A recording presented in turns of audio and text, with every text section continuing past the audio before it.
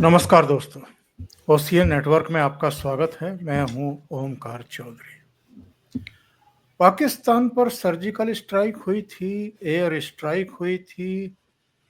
चीन के 2 बार भारत दांत खट्टे कर चुका है, एक बार डोकलाम में, एक बार पूर्वी लद्दाख में।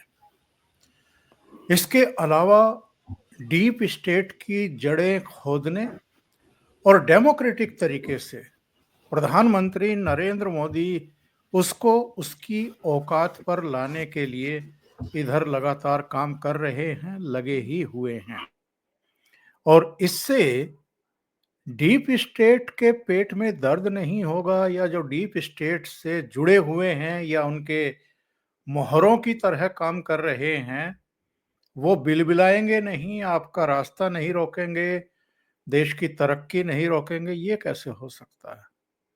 इस पर वैसे हम अलग अलग समय पर पहले भी प्रोग्राम करते रहे हैं, लेकिन इधर की जो कुछ घटनाएं हैं, जैसे वक्फ संशोधन बिल लाया गया है, भले ही वो इस सत्र के लिए टला है, लेकिन बजट सत्र में वो आना ही आना है। तो देश के भीतर की ताकतें भी और देश के बाहर की ताकतें भी एक बार फिर से मोदी सरकार पर अटैक कर रही हैं, पार्लियामेंट को चलने नहीं दे रही हैं, विधायी कार्यों में रोड़ा बनकर के खड़ी हो गई हैं, और जो एक पूरा इकोसिस्टम है वो भी इस समय इनकी नाटक नौटंकियों को, जो पार्लियामेंट को सर्कस में तब्दील कर देना चाहते हैं, इन्हें प्रमुखता से दिखा रहा है। सोमवार को जब संसद का सत्र शुरू हुआ, सत्र तो चल ही रहा है, पर जब फिर से संसद बैठी तो राज्यसभा में भारतीय जनता पार्टी ने जनता दल यू के एक सांसद के जरिए सोनिया गांधी का नाम लिए बिना जॉर्ज सोरोस से उनके रिश्तों का एक बड़ा सवाल खड़ा किया। और इस पर चाहे ना चाहे मल्लिका अर्जुन खड़गे के मुंह से ऐसी बात निकल गई, जिस पर बीजेपी ने भी घेर लिया, और चेयर पर बैठे हुए सभापति जगदीप धनखड़ ने भी उनको एक तरीके से घेर ही लिया, ये पूछ करके कि किसी का नाम तो नहीं लिया गया है, आप किस सदस्य की अनुपस्थिति की बात कर रहे हैं कि उनकी अनुपस्थिति में यहाँ पर ऐसे सवाल नहीं खड़े किए जा सकते या इस तरह की बातें नहीं की जा सकती। कांग्रेस पूरी तरीके से इस मुद्दे पर बैकफुट पर है। भारतीय जनता पार्टी बेहद आक्रामक तेवरों के साथ सदन में इस पर चर्चा करना चाहती है। मसला क्या है, इस पर भी आते हैं, लेकिन पहले जोड़ लेते हैं अपने खास मेहमान अभिषेक तिवारी को, और उनको जोड़ करके इस चर्चा को आगे बढ़ाते हैं। अभिषेक जी, बहुत स्वागत है आपका। नमस्कार। आपका माइक शायद म्यूट है।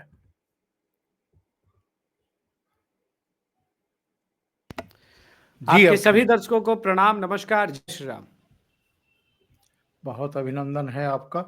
तो पहले सुन लेते हैं कि एक्चुअल में राज्यसभा में हुआ क्या था, और जनता दल यू के सांसद ने किन शब्दों में उस चीज को उठाया। उसके बाद मल्लिकार्जुन खड़गे बीच में कूद पड़े, और खड़गे ने कितनी बड़ी गलती कर दी, अपने ही पाले में, एक तरीके से अपने ही गोल पोस्ट में उन्होंने फुटबॉल को उछाल दिया। राष्ट्रीय और अंतर्राष्ट्रीय मीडिया में ये रिपोर्ट आया है कि कांग्रेस के सीनियर लीडर का जॉर्ज सोरोस से संबंध है। इसको तो जरूर इस पर एक डिबेट होना चाहिए। बांग्लादेश में जो हुआ उसमें भी सोरोस का इन्वॉल्वमेंट है। $1 मिलियन ऑन रिकॉर्ड उन्होंने कहा है कि नरेंद्र मोदी जी को हटाने के लिए $1 मिलियन मैंने रखा हुआ है। और ऐसे लोगों का अगर संपर्क सर, इनको बिठाइए।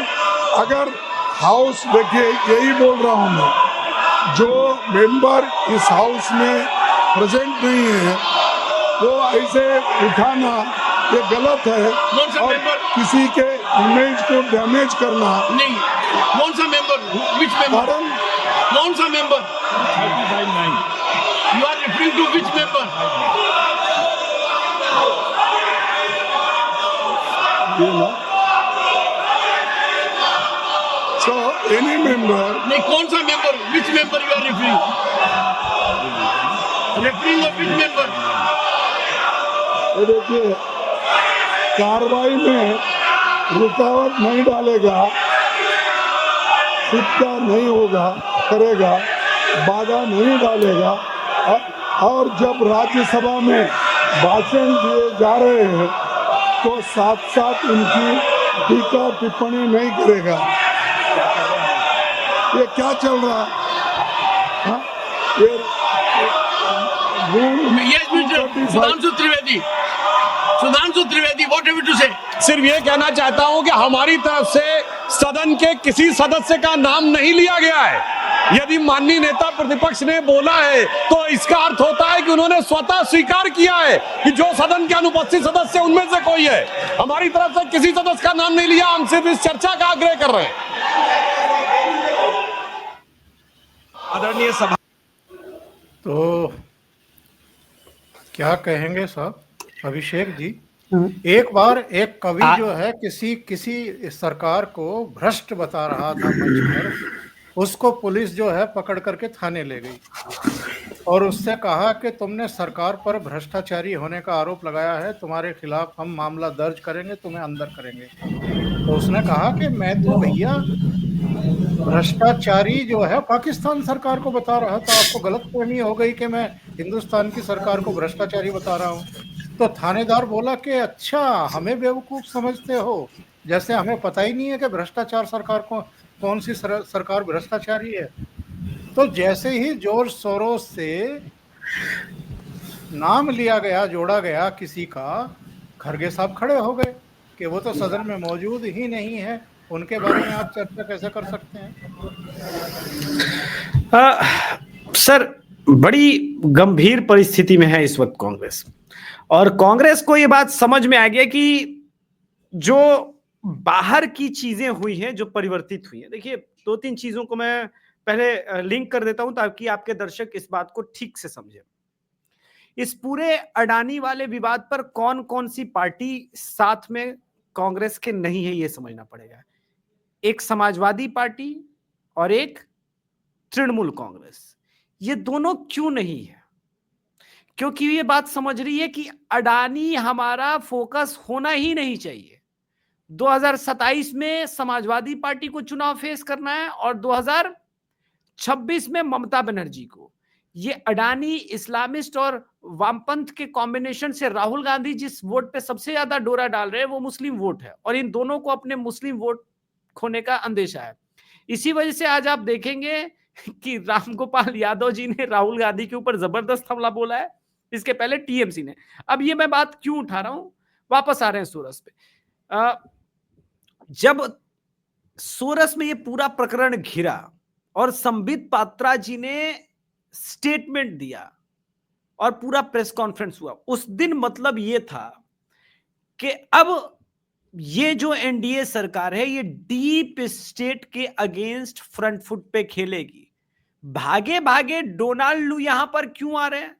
डोनाल्ड लू इसलिए आ रहे हैं क्योंकि चीजों को समेटना है। जितना रायता फैल चुका था फैल गया। राजनीतिक संबंध तो ठीक है खराब रहे, लेकिन आर्थिक रूप से कई चीजें हैं जिसको संभालना अत्यंत आवश्यक है उस स्टेट के लिए। तो जाते जाते कुछ ना सही तो भागते भूत की लंगोटी सही। बात को समझिए। सोरस को यह पता चला कि यार ये अजीब स्थिति है मेरी, $1 मिलियन खर्च करने के बाद भी जिस घोड़े पे मैंने रेस लगाया वो गधा है, और उसके साथ देश की दो बड़ी पार्टियां ही खड़ी नहीं है उस मुद्दे पर जिस गौतम अडानी के शेयर को गिरा करके वो पैसे बनाना चाहता था। दूसरा मैसेज ये हुआ कि गौतम अडानी ने कहा कि वो मैसेज दिया होगा कि भाई साहब मैं मार्केट संभाल लूंगा, कोई बात नहीं, आप सरकार हैं, आप भारत को देखें, भारत की एकता को देखें, भारत की अखंडता को देखें, आप फ्रंट फुट पे खेलिए, यहां मैं फ्रंट फुट पे खेल लूंगा। तो अब वो फंसे हुए हैं। और सोरस पे जैसे ही अटैक हुआ आप देखेंगे, एक ट्वीट कल या परसों, आई थिंक कल ही मैंने किया था, जिसमें जो सांसद हैं इनके लोकसभा में कांग्रेस पार्टी के तरफ से आशिकों का सरूर, सबसे बड़ा थरूर, शशि थरूर, उन्होंने एक फोटो ट्वीट किया था, me and my dearest friend George Soros. और अब पूरी पत्रकारिता जमात और सीए के साथ जो लिंक्स स्टैब्लिश किए हैं 2-2 3-3 प्रेस कॉन्फ्रेंस में पिछले 3 दिनों से बीजेपी ने, बीजेपी हमलावर है डीप स्टेट पे। तो भाई साहब, जिसने तुमको पाला है पोसा है उसके ऊपर अगर सरकार हमलावर है, उसके ऊपर है, तो राहुल गांधी की तो यहां औकात ही नहीं है। राहुल गांधी और सोनिया गांधी की समस्याएं बढ़ने वाली है। क्यों? क्योंकि उनको पता है कि एक तो वहां भी सरकार जा रही है और वहां सरकार चली गई, 15-20 जनवरी को निजाम बदल जाना है वहां भी, तो वहां भी सरकार चली गई और यहां भी कोई रोकने वाला, तो कम से कम एक अडानी पे अटैक करके अडानी के सहारे कुछ तो पाया जा सकता है। मैं आपको 4 न्यूज बताता हूं, आप ही के शो के लिए मैंने कर रखा है सर, वो जरूरी है ये बात समझना। और मैं डेट बाय डेट, दर्शक चाहें तो इसको क्रॉस चेक कर लें अभी गूगल के ऊपर, ठीक है, मैं वो निकाल दे रहा हूं आपके लिए वो news step by step. Sir, Gehlot सरकार ने अडानी को 25,000 बीघा जमीन दी थी। दैनिक भास्कर की रिपोर्ट है 11 महीने पहले। किसकी सरकार थी सर? किसके मुख्यमंत्री हैं? लल्लन ट्यूब का न्यूज है, राहुल गांधी जिन अडानी को घेरने का प्रयास कर रहे हैं, कर्नाटका सरकार ने उन्हें भेजा प्यार भरा संदेश। चलिए भाई ठीक है, कर्नाटका में किसकी सरकार है इस वक्त वर्तमान में? उन्हीं की सरकार है। कांग्रेस सरकार ने छत्तीसगढ़ में अडानी को दिया कोयला खनन का ठेका, उठे सवाल। बीबीसी की रिपोर्ट है 24 मार्च 2019, डेट के साथ बता रहा हूं। और सबसे बड़ी खबर ये रेवंत रेड्डी वाली, why have they gone silent now, BJP tones on Congress after Adani signs MoU for investment in Telangana 12,400 crore. किसकी सरकारें थी? सो राहुल गांधी नोज, या फिर उनके आसपास के लोगों को यह लगता है कि वर्तमान परिस्थितियों में वो जिस तरह से घिरे हुए हैं, शायद अडानी के ऊपर अटैक करके, जो स्पेशल आप देख रहे हैं आज वीडियो और रिपोर्टिंग की है, 2 लोग मुखौटा पहन के अंबानी अडानी बन रहे थे। तो एक और सवाल सर, और इस सवाल का चाहे तो दर्शक भी जवाब दें और कांग्रेस पार्टी के लोग चाहे तो मुझसे खुलेआम डिबेट करने के लिए आ सकते हैं। अडानी को एयरपोर्ट के ठेके मिल रहे हैं, राइट? यही उनका क्लेम है। 2014 के पहले ये जो एयरपोर्ट्स के ऊपर जीएमआर लिखा रहता था, इसका किसके साथ कोलैबोरेशन था? कौन सी विदेशी कंपनी जीएमआर के साथ कोलैबोरेशन में थी? और उस ठेके को देने के लिए क्या राहुल गांधी और उनके सहयोगियों ने पैसे खाए थे? अगर हां, तब तो बात ठीक है। और अगर वो चाहते हैं कि अडानी से ठेका छीन करके उन्हीं विदेशी दलालों को दिया जाए और यहां पर विदेशी कंपनियों का राज हो, तब तो आई कैन डू अंडरस्टैंड, वो जो करना चाहते समझ में आता है। लेकिन प्रॉब्लम यहां है कि सोरस मुसीबत में है। सोरस मुसीबत में सिर्फ इंडिया के संदर्भ में नहीं है सर। सोरस के साथ लिंक होके $1 मिलियन वाला वो तो सब जानते हैं, और कांग्रेस और इनके पर्दे खुल रही वो तो सब जानते हैं। सोरस के साथ जो सबसे बड़ा रिलेशनशिप मैंने स्टैब्लिश किया था, वो लोगों को याद होगा, मैंने एक रहस्यमयी सोनिया नाम का एक एपिसोड बनाया था, जिसमें मैंने बताया था कि राजीव गांधी फाउंडेशन, सुनिएगा सर, राजीव गांधी फाउंडेशन ऐसे लोग के साथ जुड़ी है जिसका मकसद था फ्री कश्मीर। उसी फ्री कश्मीर को डोनेट करता था सोरस का जो है ओपन सोसाइटी, ठीक है, उसी फ्री कश्मीर के प्रोजेक्ट को। और उस वक्त जो है राजीव गांधी फाउंडेशन जो एस्टैब्लिश हुई थी वो सोरस के देखरेख में ही हुई थी। और ये सारी चीजें जो है वो लिंक करती थी डायरेक्ट कांधार हाईजैक से। वो पूरा मैंने लिंक करके वीडियो दिया है, तो लोग जाकर के वहां पर वो देख सकते हैं। अब प्रॉब्लम यह है कि इस चीज में सोनिया गांधी डायरेक्ट फंस रही है। अब तक सरकारें उनकी थी, निजाम उनका था, तो कोई राजीव गांधी फाउंडेशन से क्या क्या हो रहा है ये किसी ने सोचा नहीं था। राजीव गांधी फाउंडेशन के नाम पे सर इस देश की प्रतिष्ठित सरकारी बैंक्स उनको डोनेशन देती है। अब ये आश्चर्यजनक, भाई सरकारी बैंक किसी एनजीओ को डोनेशन क्यों देगी? क्या फायदा उसका? क्या सरकारी बैंक्स के पैसे का मिसयूज नहीं है ये खुलेआम? वो किया गया ना। तो अब परतें खुल रही है, कलई खुल रही है, तो बिलबिलाहट है। और समस्या ये है कि यूएस में भी निजाम बदला है, और यूएस के निजाम में ये लोग अब फ्रेम में भी नहीं है, क्योंकि सीरिया में जो है सत्ता बदल गई है, वहां अपना इनको खेल खेलना है हथियार बेच करके। ट्रंप का एक जो 5 साल का काम यह है कि भाई वो यूएस के वैल्यू को वापस लेके आए, यूएस में चीजों को ठीक करे, तो उसके लिए वो अलग तरह की जो जंगे होती है वो चलता रहेगा, उसको इस वक्त अब भारत से कोई मतलब नहीं। तो राहुल गांधी का जो सपोर्ट बेस था वो छिन चुका है, जिस वजह से ये सारी बिलबिलाहट है। जिस जॉर्ज सोरोस के संबंध में प्रधानमंत्री नरेंद्र मोदी पर राहुल गांधी की तरफ सीधे अटैक किए जा रहे हैं, उसका जिक्र अभी अभिषेक कर रहे थे। अपने बचाव में ये सब नाटक नौटंकी हो रही है, जो पार्लियामेंट को भी सर्कस में तब्दील कर देना चाहते हैं, नाटक नौटंकी में तब्दील कर देना चाहते हैं। और इसी वजह से ममता बनर्जी ने भी दूरी बना ली, समाजवादी पार्टी ने भी, शरद पवार ने भी, इसके अलावा उद्धव ठाकरे ने भी। उनके बयान आ चुके हैं, उनके प्रवक्ताओं के बयान आ चुके कि ममता बनर्जी सक्षम है इस जो इंडी अलायंस है उसका नेतृत्व करने के लिए। उस विषय पर तो हम अलग से एक कार्यक्रम करेंगे, पर पार्लियामेंट के जिस नाटक नौटंकी का चर्चा अभी अभिषेक जी ने किया है, उसका एक दृश्य जरा आप लोग देख लीजिए कि राहुल गांधी कर क्या रहे थे, और कहीं से भी क्या आपको लग रहा है कि ये नेता प्रतिपक्ष के लायक हैं? देखिए।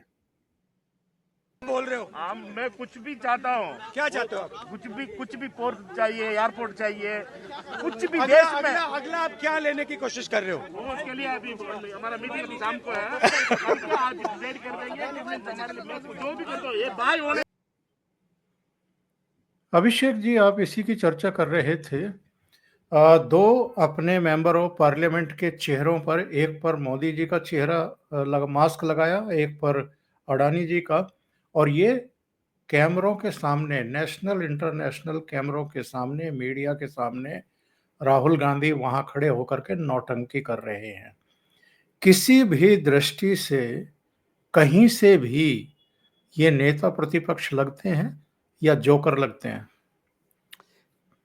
नेता प्रतिपक्ष लायक तो ये आदमी पहले से भी नहीं था। इनफैक्ट देखिए सर, सत्य तो यही है कि राहुल गांधी जिस प्रकार का भारत को विभाजन करने का नैरेटिव चला रहे हैं, जिन विदेशी शक्तियों के हाथ में जाके खेल रहे हैं, इनको तो गली मोहल्ले का वार्ड कमिश्नर नहीं बनना चाहिए और नहीं बनने देना चाहिए।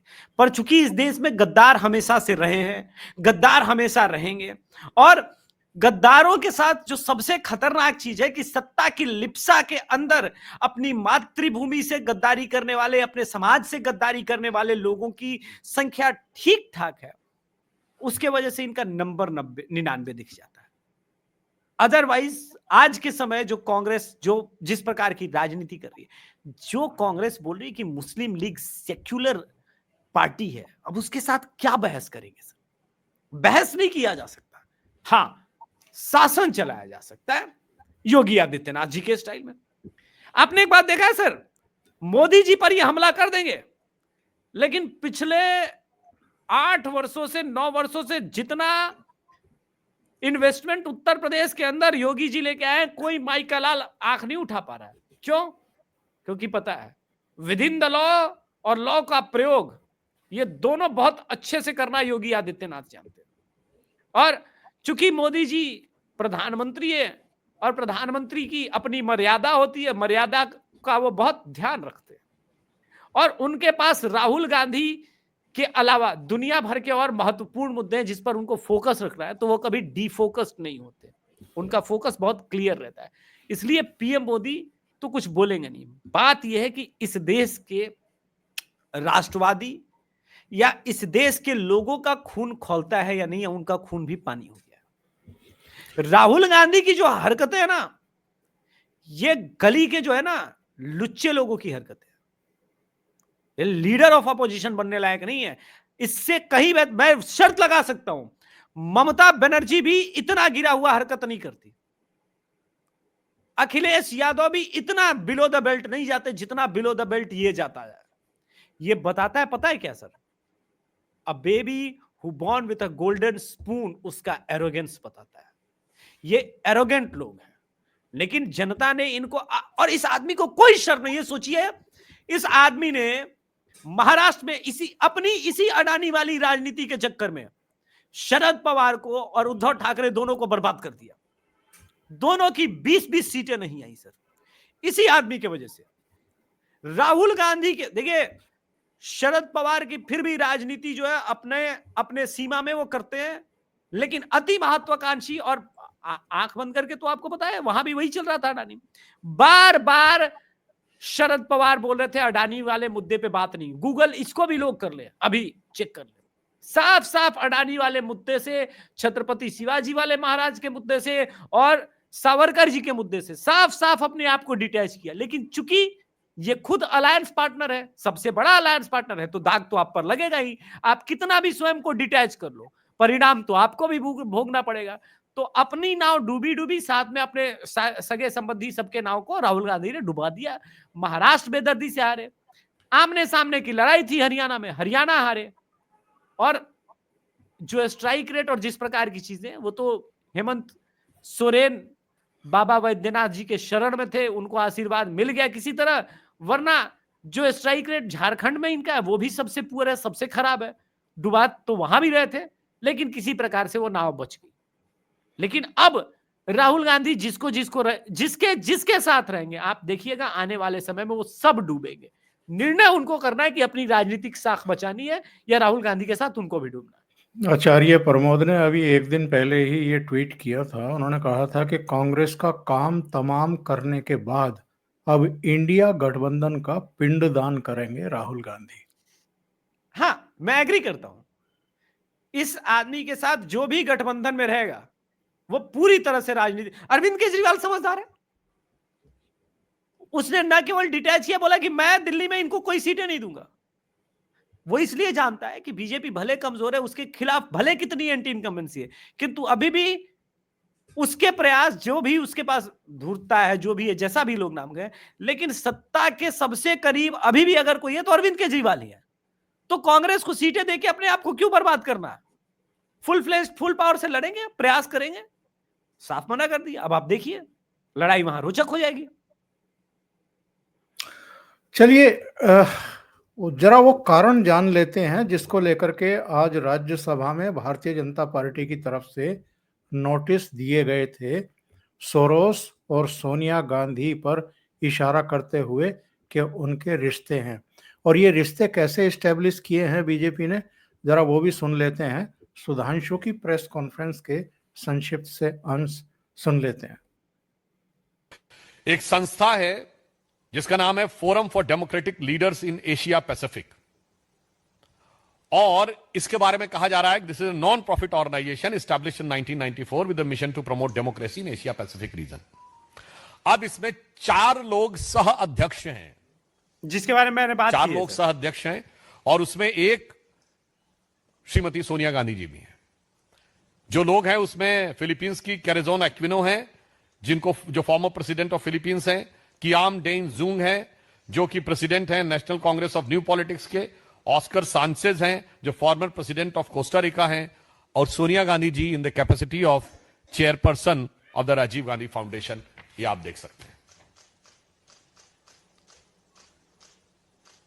गंभीर बात है।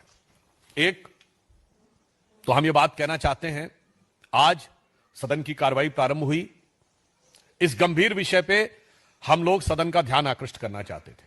यद्यपि आज श्रीमती सोनिया गांधी जी का जन्मदिन भी है, तो हम उनको जन्मदिन की मुबारकबाद भी देते हैं, और देश की तरफ से यह भी कहना चाहेंगे कि कम से कम आज के दिन उन्हें इस विषय के ऊपर अपने साथी लोगों से कहना चाहिए कि वो ईमानदारी से चर्चा होने दें। आज इस विषय पर हम सबका यह आग्रह था कि यह गंभीर विषय उभर कर सामने आया है। आप देखिए, इसके उपरांत ये फोरम काम क्या कर रहा है। अब आप देखिए, यह भारत के बारे में क्या कह रहा है, turn the system of governance upside down towards the sustainable democracy. यानी भारत में कह रहा है कि लोकतांत्रिक व्यवस्था खत्म हो रही है। आप देखिए, पाकिस्तान के बारे में क्या कह रहा है, Islam means justice and justice means right. An interview with the cricketer legend and fiery social political activist Imran Khan. अब देखिए साहब, कश्मीर के बारे में क्या कह रहा है। Prospects for peace, justice and independence in Kashmir. और इंटरव्यू किसका है? Interview with lieutenant general retired Nishant Ahmad, director institute of regional studies, Islamabad, Pakistan. Bharat में डेमोक्रेसी खत्म हो रही है और कश्मीर में जस्टिस होना चाहिए, उसके लिए पाकिस्तान के थिंक टैंक का इंटरव्यू है।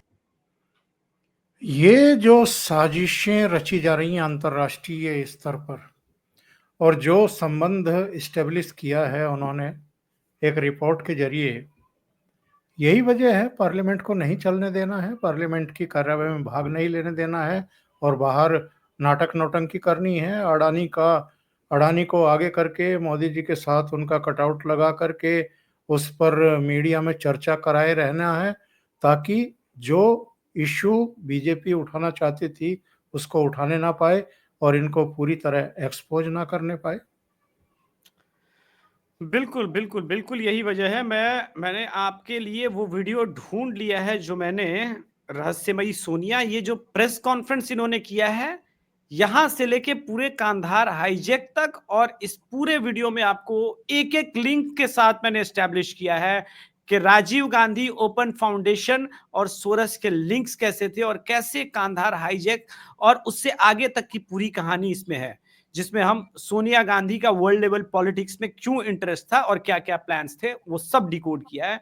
बात यहां पर सीधी है कि सोनिया गांधी जब मम्मा ही घिर गई है तब बेटे तो घिरेंगे घिरेंगे, और बीजेपी ने कोर्स करेक्शन किया है कि वो अब तक राहुल गांधी पर अटैक कर रही थी तो इनके चमचे बचा ले रहे थे, लेकिन जैसे ही अटैक सोनिया गांधी पर होगा आप सोचिए राहुल गांधी भी वहां जाके शिफ्ट होगा बचाने के लिए, और ये कोर्स करेक्शन बहुत आवश्यक था सर जी। और देखिए, कुछ ही दिन पहले सुधांशु त्रिवेदी ने सिलसिलेवार बताया है कि भारतीय संसद को किस तरीके से डिस्ट्रॉय करते हैं ये लोग। बिल्कुल बिल्कुल बिल्कुल। Organised crime and corruption reporting project, आज इस रिपोर्ट के अनुसार यह कहा गया है कि इस प्रोजेक्ट को फॉरेन गवर्नमेंट्स की फंडिंग है और उसका फोकस इंडिया के ऊपर भी है, और इस फॉरेन गवर्नमेंट की फंडिंग के साथ साथ जॉर्ज सोरोस के साथ भी इनका कनेक्शन है। अब ये केवल हम एक रिपोर्ट के आधार पर नहीं कह रहे हैं सभापति महोदय, मैं सदन का ध्यान आकृष्ट करना चाहूंगा कि विगत 3 वर्षों से यह क्या एक संयोग है कि जिस समय भारत की संसद का सत्र चलता है, मैं सिर्फ एक संयोग बता रहा हूं, भारतीय फार्मर्स के बारे में रिपोर्ट आती है 3 फरवरी 2021, बजट सत्र है 29 जनवरी 2021। पेगासस रिपोर्ट आती है 18 जुलाई 2021, मानसून सत्र है 19 जुलाई 2021। उसके बाद 31 जनवरी 2023 से भारत की संसद का बजट सत्र शुरू होता है और 24 जनवरी 2023 को हिंडनबर्ग रिपोर्ट आती है। जनवरी 2023 में भारत की संसद का सत्र शुरू होता है और 17 हर सत्र से पहले यही स्थिति और यही हालात। बहुत बहुत धन्यवाद अभिषेक जी। इसके बारे में तो हमने पहले भी बात की थी कि सर ये जो है विंटर सेशन ये नहीं चलने देंगे, और वो अब हो रहा है। कोई आश्चर्यजनक चीज नहीं है। बात इतना है सर कि क्या राष्ट्रवादियों का खून खोलेगा या नहीं, बस। बिल्कुल सही सवाल आपने उठाया है, और हम तो सब अलग जगा रहे हैं लगातार, लेकिन देश की जनता को सोचना पड़ेगा कि किन लोगों के अंतर्राष्ट्रीय भारत विरोधी तत्वों के साथ रिश्ते हैं और वो कहां तक जा रहे हैं। आपकी पार्लियामेंट को भी नहीं चलने दे रहे हैं। 3री बार प्रधानमंत्री बने हैं, चुने गए हैं नरेंद्र मोदी, उनको काम करने से रोकने की अंतर्राष्ट्रीय साजिशें बुनी जा रही हैं और उन पर यहाँ कुछ लोग अमल कर रहे हैं। अभिषेक जी, बहुत बहुत धन्यवाद जुड़ने के लिए। आपका भी शो का समय हो गया है, तो धन्यवाद सर। आप ऐसे समय भी जुड़े हैं, बहुत धन्यवाद आपका। Thank you so much. नमस्कार।